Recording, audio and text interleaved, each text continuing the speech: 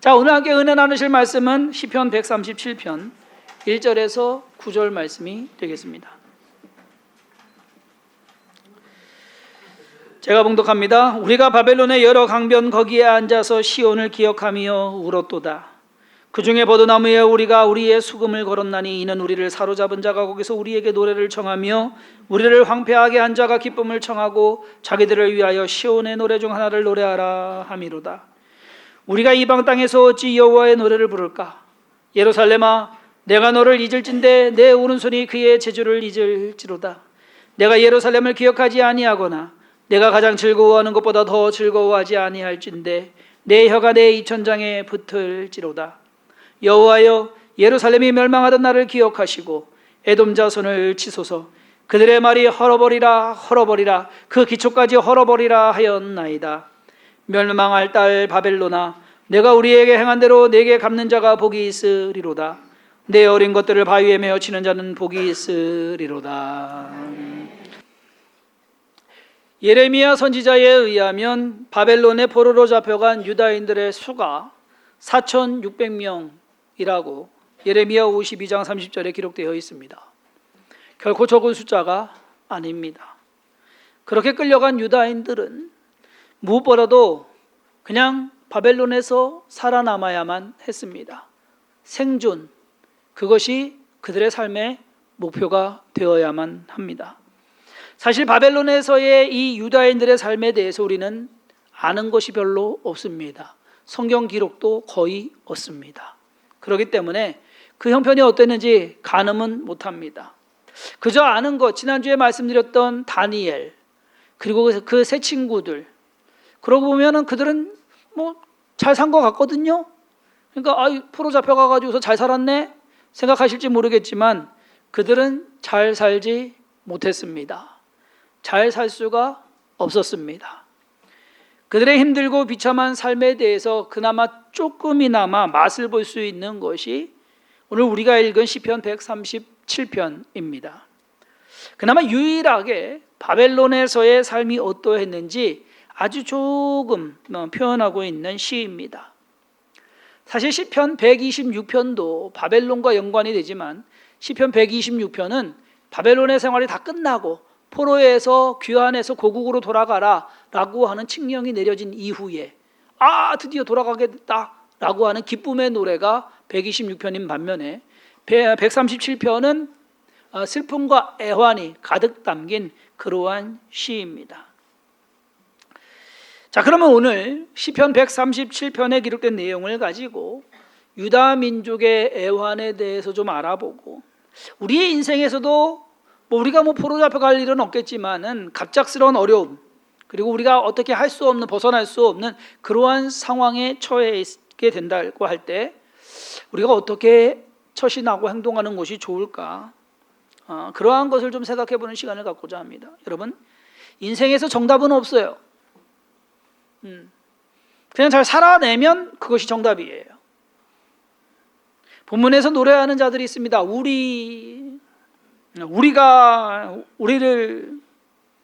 우리라는 이 사람들은 유다에서 바벨론으로 강제로 끌려간 사람들입니다. 그들은 힘이 없습니다. 노예예요. 그냥 물건이에요. 할 수 있는 것도 없고 하고 싶은 것도 없습니다. 있어서도 안 됩니다. 그들에게는 그저 주어진 일, 해야만 되는 일, 노동 외에는 할 것이 없는. 그런데 자기들을 끌고 온 그 힘 있는 자들이 그들을 조롱합니다. 야, 노래 하나 불러봐. 응? 너네 고향 노래 좀 들어보자. 참 이상하죠? 지금으로부터 그때가 거의 2500년, 2600년 전이거든요. 근데 밑에 있는 사람, 약한 사람한테 노래 시키는 거는 그때나 지금이나 똑같은 것 같아요. 네? 그렇죠? 왜 그러나 몰라요. 제가 군대 가가지고서 25사단, 4단 훈련소에서 훈련을 마치고 전방으로 배치됐습니다. 전방으로 배치되는 첫날에 선임 와서 오토바이를 타고서 쫙 가는데 갑자기 언덕을 쓱 올라갔는데 철책이에요. 거기가 승전 오피입니다. 혹시 25사단 나오신 분들은 알겠지만은 승전 오피에 있는 벙커에 소대가 있었어요. 저녁 때쯤 도착해가지고서 가서 있는데 이제 가서 이제 그냥 군기 바짝 잡혀가지고서 있는데 이제 이것저것 물어보는 거예요. 호구조사하는 거예요. 몇 살이고 뭐 학교는 어디까지 다녔고 뭐 하다 왔고. 제가 거기 어울리지 않는 사람이거든요. 거기는 다 무슨 기술자들만 있는데 뭐 정치외교학과 다니던 놈이 와가지고서 알지도 못하는 거 엉뚱한 놈이 왔다 이거죠. 너 낙하산이냐? 솔직히 저 낙하산 아니었거든요. 자, 그런데 낙하산이면 전방 가겠습니까? 근데 이거 다 물어들으면 갑자기 야 노래 한번 해봐 그래. 야 노래라고 하는 것은 찬송가밖에 없는데 찬송가를 부르는 거는 아닌 것 같고, 그때 당시에 대학교 저가 90학번이거든요. 그때 당시에 이제 유행했던 노래 중에 하나가 사랑으로라는 노래가 있어요. 그래서 내가 살아가는 동안에 할 일이 또 하나 있지 했더니만 야 그만해 그러더라고요. 찬송가 부르는 것 같대요. 야 찬송가 부르는 것 같아서 너는 앞으로 노래하지 마 그러더라고요. 그래서 이게 좋은 건지 안 좋은 건지 어찌됐든 그래. 자, 제가 군대 가서 억지로 노래를 불러야 되는 그러한 상황, 그거보다 자 유다인들이 바벨론에서 포로 잡혀가 가지고서 노예 신분으로 노래를 부르는 것은 엄청 다를 겁니다. 유다인들은 억울하고 참담하고 수치스러울 겁니다. 무시당하면서 조롱당하는 자신들의 모습이 부끄러움을 떠나서 오히려 속에서 치밀어 오르는 분노가 있었다라는 겁니다. 그래서 말합니다. 오늘 시편에서 야 어떻게 내가 이 노래를 부르냐, 어떻게 예루살렘의 고향 노래를 부르냐, 내가 이 처지에서 나 못 부른다, 내 혀가 입천장에 붙게 해서 그럴지라도 나는 그러한 상황인 거예요. 바벨론으로 끌려간 이 유다 사람들은 육신적으로 그리고 정신적으로 거기에 더해서 신앙적으로 아주 힘든 그러한 시간을 보내야만 했습니다. 여러분 우리가 삶을 살다 보면 내가 원하는 대로 다 되는 게 아니에요. 어떤 경우에는 내가 원치 않는 상황에 그렇게 살아야만 되는 그러한 상황도 있습니다. 그런데 싫은 건 싫은 거예요. 하지만 싫다고 해가지고서 불평하고 원망하고 한탄하고 슬퍼하고 신세한탄하고 아무것도 하지 않고 있다고 한다면 남이 나에게 잘못하는 것을 떠나서 나 또한 나에게 잘못하고 있는 것이다. 그것 또한 잘못하는 거다라는 얘기예요. 남자가 군대에 가면은 좋든 싫든 시키는 것 해야 합니다. 일어나라면 일어나야 되고 밥 먹으라면 밥 먹어야 되고 주는 건 먹어야 돼요. 야 저는 군대에 가가지고서 우리나라 양배추가 다 군대로 오는 줄 알았어요. 예? 식판 거기에 메뉴가 나오는데 밥에 양배추국에 양배추 김치에 양배추 삶은 거 그 된장 넣어가지고서 야 어떻게 메뉴를 짜도 이렇게 짜냐 이거야. 먹어야지 어떻게 해요? 그렇게 때로는 총 드는 것이 아니라 삽을 들고서 나가야 됩니다. 땅 파라면 파야죠. 그게 군대예요. 그럼 하면 해야 되는 거예요. 이거 밖에 나와서야 뭐 내가 싫으면 안 하면 됩니다. 뭐 힘들면 안 하고 귀찮으면 안 하고 그럴 수 있어요. 근데 그렇게 사는 것이 잘 사는 거냐? 그 잘 사는 거 아닙니다. 내가 원치 않아도 내가 해야만 되는 일이라고 한다면 그냥 열심히 하는 게 좋은 거예요. 그냥 이왕 하는 거 기분 좋게 하는 게 좋은 거예요. 전도서 3장 22절에 보면 그러므로 나는 사람이 자기 일에 즐거워하는 것보다 더 나은 것이 없음을 보았나니 이는 그것이 그의 몫이기 때문이라. 그러니까 내가 하는 거 그냥 기뻐하면서 열심히 하면 그것이 인생의 낙을 누리는 거다라는 겁니다. 이왕 할 거 기쁘고 즐겁게 하는 게 낫지 힘들고 어렵게 투덜투덜대면서 그냥 불평하면서 그건 아니란 얘기예요. 자기가 해야 할 일을 즐거운 마음으로 하는 것이 지혜이고 능력이고 복입니다. 바벨론에 끌려간 유다 사람들 본문에 기록된 것처럼 탄식만 하고 힘들어만 하고 아무것도 하지 않았을까? 아니요. 탄식하고 힘들어하고 하나님께 기도하지만 분이 나서 기도를 하지만 그들은 열심히 했어요. 열심히 살았어요. 시편 126편 5절과 6절 말씀에 눈물을 흘리며 씨를 뿌리는 자는 기쁨으로 거두리로다. 울며 씨를 뿌리러 나가는 자는 반드시 기쁨으로 그 곡식단을 가지고 돌아오리로다. 그들은 울며 힘들고 어려운 상황을 참아내며 그러면서 살았어요. 그랬더니 돌아가는 날이 오더라. 그들은 인생 자체가 꼬인 것 알고 있었습니다. 삶이 힘들고 두렵고 그 형편이 어려운 것 알고 있었습니다. 하지만 할 수 있는 것 없는 상황에서 그렇다고 가만히 있을 수는 더 없었다는 얘기예요. 열심히 살아야 됐다는 얘기예요. 여러분, 인생에서의 답은 뭐냐면요, 그냥 내가 지금 하고 있는 거 열심히 하면서 사는 거, 그것이 다 답이에요. 다른 거 뭐 더 좋은 거 뭐 저기, 여러분 그거 기대하지 마세요. 그거는 나로 하여금 더 힘들게만 만드는 거예요. 어떻게든 살아남는 사람이 지혜로운 사람입니다. 그 와중에서도 그들은 희망을 가졌습니다. 자기가 아니더라도 최소한 예레미야가 말한 것처럼 70년 후에는 우리가 돌아가게 될 것인데, 그럼 내가 아니더라도 내 자식은, 아니면 내 손주는 고향 땅으로 돌아갈 것이다 라는 기대를 가졌습니다. 이 시에서 보여주는 우리들의 마음이 담겨져 있는 거예요. 그리고 그들의 마음은 어디에 있느냐? 몸은 바벨론에 있지만 그들의 마음은 예루살렘에 있습니다. 그들은 바벨론 사람들 앞에서 예루살렘 노래를 부르고 싶지 않았습니다. 거기에 더해서 예루살렘이 멸망하던 날을 기억합니다. 그리고 다짐합니다. 하나님께서 옛 바벨론을 멸망시켜 주기를 바라는 마음으로. 바벨론으로 끌려간 그 사람들, 생각이나 신앙이 확고한 사람들이었습니다. 바벨론에 살면서 바벨론 사람이 되기를 거절하는,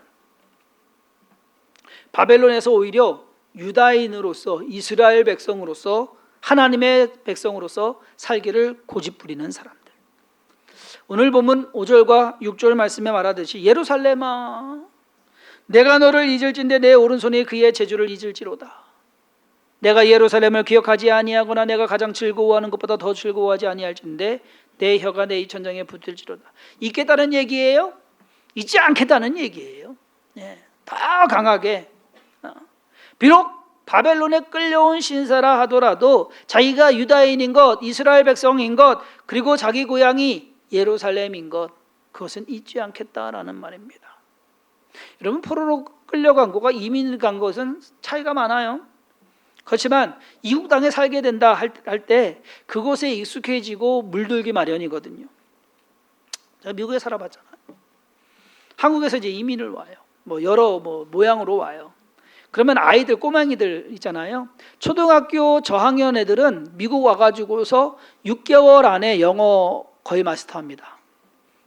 말 잘해요. 그래서 초등학교, 그러니까 어느 시기에 오느냐에 따라서 다 달라요. 초등학교 때 왔느냐, 중학교 때 왔느냐, 커서 왔느냐. 저같이 나이 들어서 가면은 영어 잘할 거는 그냥 수송하는 정도. 자, 달라요. 그런데 문제는 뭐냐면은 영어를 잘하기는 하는데 한국을 잊어버려요. 한국말도 잊어버려. 한국 음식도 이제 안 먹어, 꺼리기 시작해. 왜? 애들하고 어울리려면 한국 음식은 냄새 나거든. 참 이상하죠. 마늘 냄새 난대요. 그러니까 아이들이 미국에 동화가 돼버려. 그러면 나중에 1.5세, 2세대잖아요. 얘네는 완전 미국인이에요. 부모도 영어로 소통해야지 한국말로 했다가는 그냥 알아들을 정도. 밥 먹었어. 와, 가. 이 정도만 알지. 그러니 1세들이요 닥달을 해가지고서 한국어 학교 보내요. 토요일마다 이제 교회에서 주로 하는데 한국어 학교 보내서 한국말 배워라. 떠듬떠듬해요. 요즘 좋아진 건 뭔지 아세요? K-팝 문화, K-문화가 이제 엄청 떴잖아요. 그러니까는 오히려 나아. 그래도 그곳에서, 외국에서 산다고 한다면 그곳에 융화되기 마련입니다. 어쩌면 이 바벨론으로 끌려간 유대인들도 그랬을 것입니다. 끌려간 세대는 부단히 이 한을 품고 오늘 말씀에 나오는 것처럼 애써서 자기 민족성을 유지하고, 그리고 고향을 생각하고 그 안에서 믿음 지켜 나가려고 부단히 노력했을 겁니다. 반면에 그들의 자녀들까지 그렇게 할 수 있을까? 그거 아세요?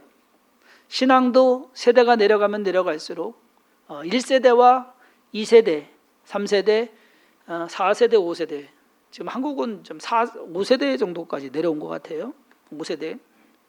내려갈수록 신앙이 더 깊어져야 되고 또 믿음이 더 견고해져야 되고 해야 되는데 안 그런 것 아시지 않습니까?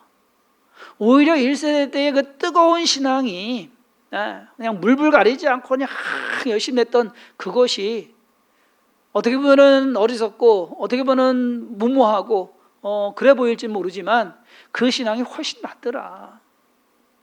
뜨뜻미지근한 그러한 신앙, 과연 그것이 좋을까?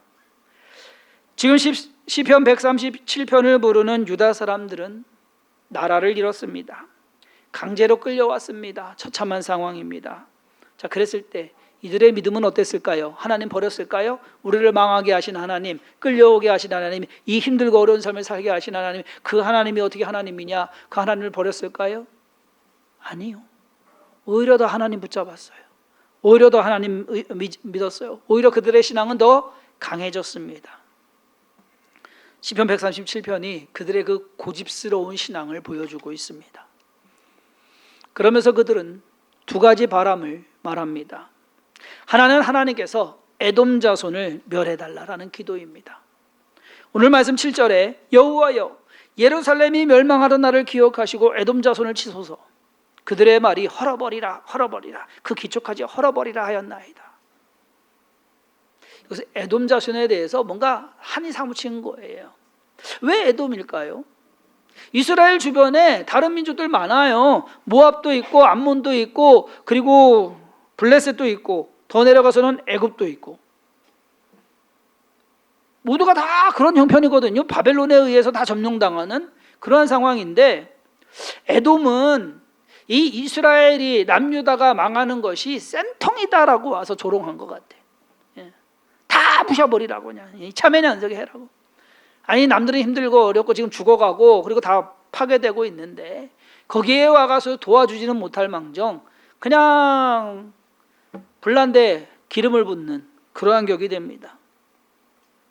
여러분 솔직히 따지고 보면 에돔 족속은요 모압이나 암몬보다는 훨씬 더 가까워야 돼요. 왜? 누구 후손이에요? 에서 후손이에요. 에서와 이삭 따지고 보면 형제입니다. 같은 할아버지 아브라함이 조상입니다. 그러면 에돔이 더 잘 생각해 줘야지.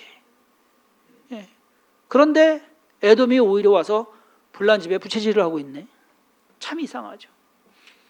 사촌이 땅을 사면 배가 아프고 형제가 망하면 신이 나나 봅니다. 그런 신보가 있는 것 같아요. 그런 거 보면은 이 이스라엘 백성들 그 주위의 사람, 더 그쪽 사람들이나 우리 한국 사람들이나 비슷한 것 같아. 자, 사실 바벨론으로 사로잡혀간 유다인들에게 에돔은 사실상 이제는 아무 연관 없거든요. 잡혀갔어요. 먼 땅으로 잡혀갔어요. 더 이상 에돔 볼 일 없어요. 그렇죠. 에돔하고 연관된 일이 없어요.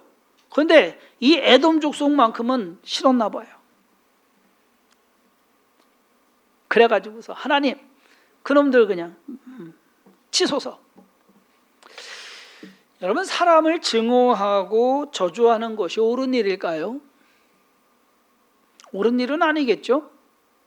하지만 우리는 짐승이 아니고 사람입니다. 감정이 있는 사람입니다. 생각이 있는 사람입니다. 그렇다고 해서 싫은 거를 좋다고 그냥 말할 수는 없는 거예요. 시편 137편에 나오는 포로로 붙잡혀간 이 유다 민족의 기도는 원한과 복수입니다. 근데 중요한 것이 있습니다. 그것은 그들이 그러한 복수의 마음을 가지고 지금 기도해요. 하나님, 에돔 자손을 치소서. 그놈들 저기. 근데 거기까지. 무슨 말이냐? 하나님, 우리에게 힘을 주셔가지고서 가서 에돔 자손들을 다 죽이게 하옵소서. 이게 아니에요. 하나님 좀 치워주세요라는 거예요. 하나님이 좀 해주세요라는 것. 그렇게 기도한 것처럼 하나님께서 해 주셔야 됩니다. 그런데 반대로 하나님께서 안 해주시면 할 수 없는 겁니다. 끝. 거기까지. 여러분 인생 살면서 여러분들 주위에 나쁜 놈, 싫은 놈, 욕할 놈, 욕먹을 놈 욕하세요.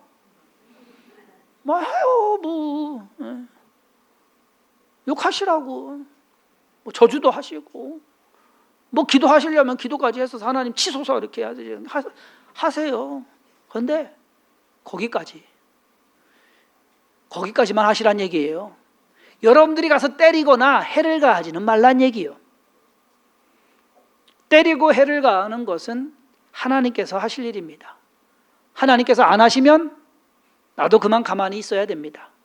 사도 바울은 로마서 12장 19절에 이렇게 말합니다. 내 사랑하는 자들아, 너희가 친히 원수를 갚지 말고 하나님의 진노하심에 맡기라. 기록되었으되 원수 갚는 것이 내게 있으니 내가 갚으리라고 주께서 말씀하시니라. 갚아달라고까지만 하시란 얘기예요. 여러분들이 갚는 건 하지 마시고, 원수 갚는 것은 하나님께서 하실 일입니다. 그러니 욕만 하시고 잊어버리세요.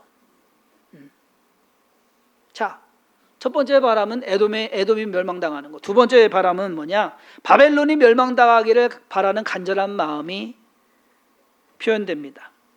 바벨론을 멸망시키는 자, 즉 유다의 원한을 갚아주는 자, 우리가 당한 대로 그대로 바벨론 사람들에게 바벨론 나라에 행하는 자, 그는 복이 있다. 원수를 갚는 것과 마찬가지로 유다 민족은 자기들이 바벨론을 하나님 우리가 강하게 해주셔서 바벨론을 전복하게 하시고 그리고 나라를 뒤집어 엎게 해주고, 아니에요.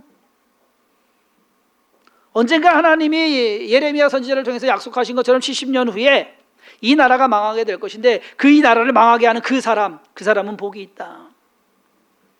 그렇게 기도하는 거예요. 누군가가 그 일을 할 것이다. 고레스가 그 일을 했습니다. 마지막 절이 그런데 좀 충격적이에요. 오늘 9절, 내 어린 것들을 바위에 메어치는 자는 복이 있으리로다. 이 성경에 이 말씀이 있는 구절이 있는 것이 어떻게 보면 좀 잔인하고 끔찍하지 않습니까? 어떻게 보면 좀 엽기적이지 않습니까? 예? 저주를 떠나갖고서 아무리 그래도 애를 갖다가 그렇게 하느냐고.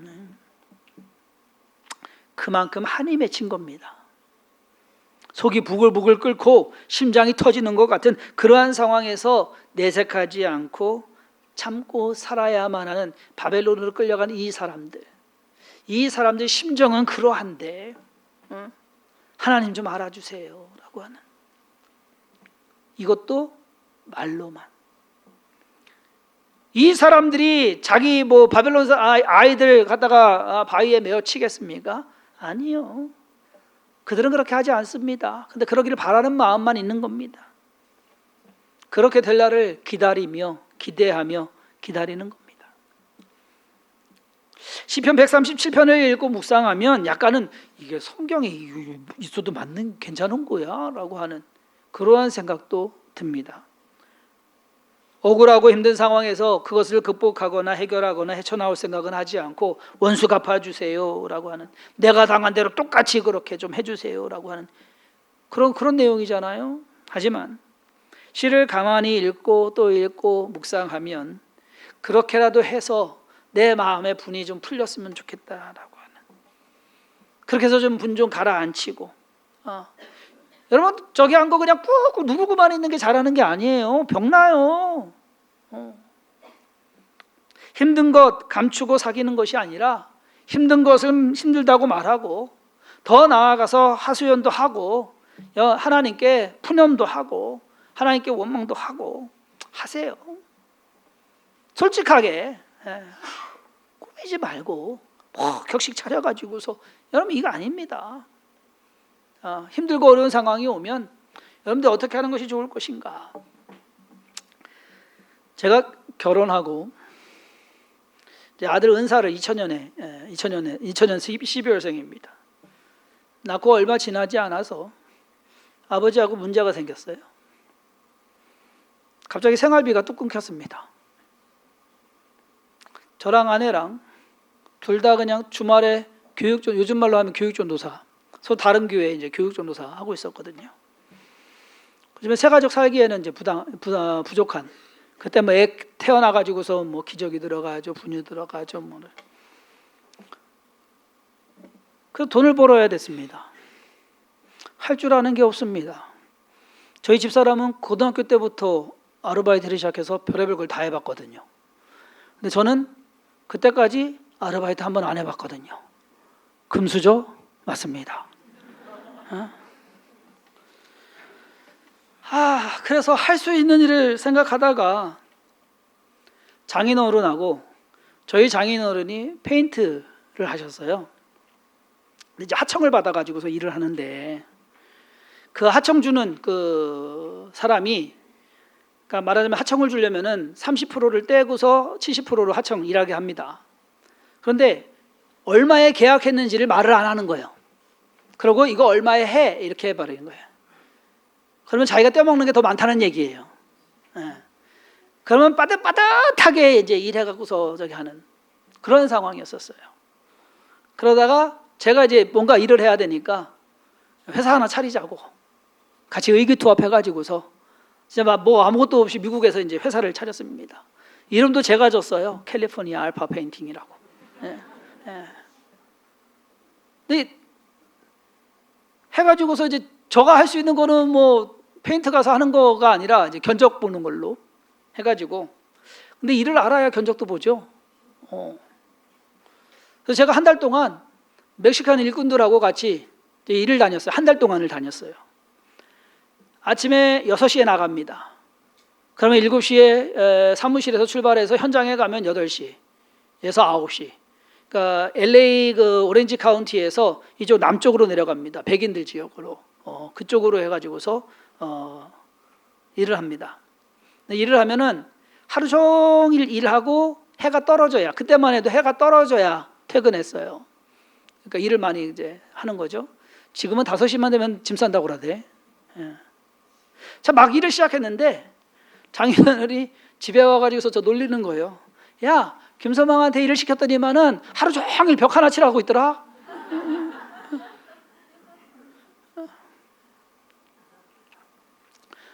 그때 5갤런짜리, 이제 5갤런이라고 하면은 10kg, 12kg 정도 되나요? 더 되는 것 같기도 한데. 어쨌든 5갤런짜리 그 페인트 들다가 허리 삐끗해가지고 그때 이제 허리가 이렇게 됐어요.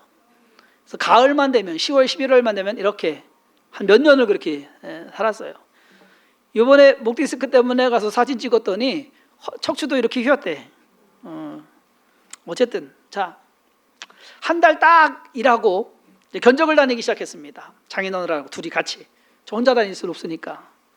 장인어른은 일에 대해서 쭉 해서 얘기하고, 저는 그거 통역하고 설명하고 그리고 계약서 쓰고.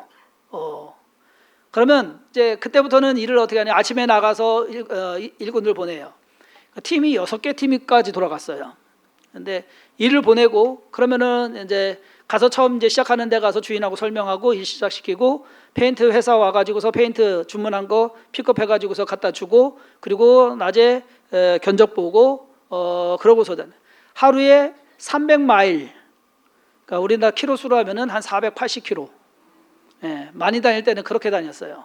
그런데 그냥 제대로 갖춘 것 없이 그냥 시작을 했거든요.